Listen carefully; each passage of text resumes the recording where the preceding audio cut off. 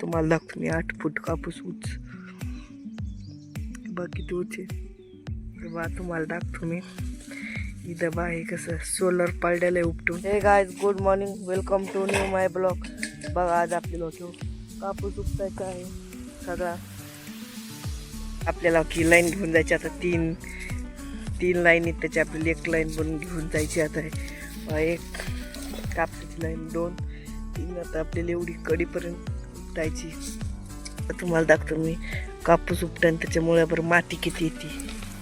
तुम्हाला दाखवतो मी 8 फूट कापूस उच बघ किती उच आहे. बघ ते 2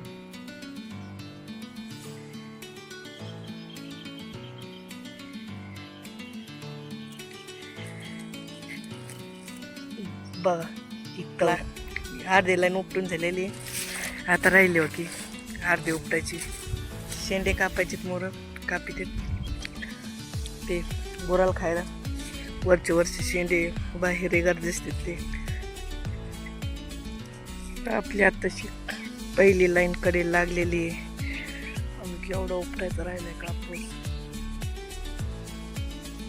केव्हा आपण इथून मागं तसंच राहून दिलंय.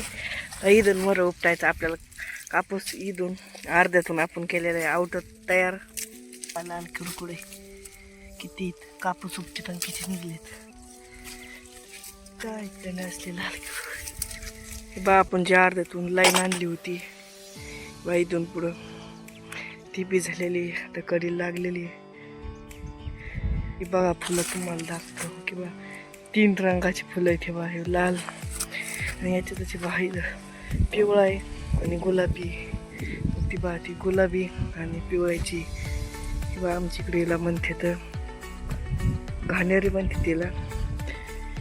तुमच्याकडे काय म्हणते तर कमेंटमध्ये सांगा. किंवा आपली अजून एक लाईन दूर आणली हे बा तुम्हाला दाखवतो मी. इदरली आमची रल्ली नदी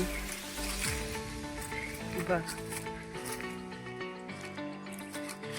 ती मोठी नदी इथं बा. नदी शांत म्हणजे खालून तळ आहे त्याची तरी इथं राहिलेली वरपार.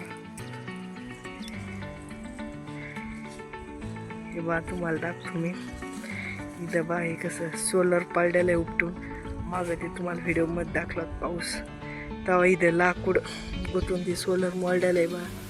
ते खाली कसं पडलंय.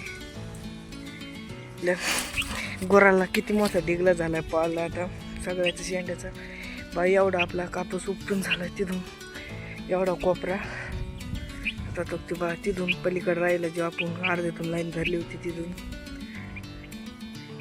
आमच्याकडं कसं आभाळ आलेलं आहे. बारीक बारीक बारीक झाली तशीच बा तुटलेली.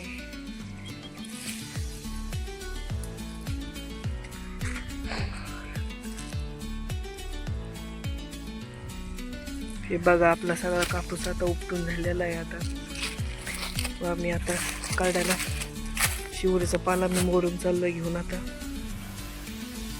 ब्लॉग करू तिथं समाप्त. आवडलं तर लाईक आणि सबस्क्राईब करा. बाय. भेटूया नवीन ब्लॉगमध्ये. बाय.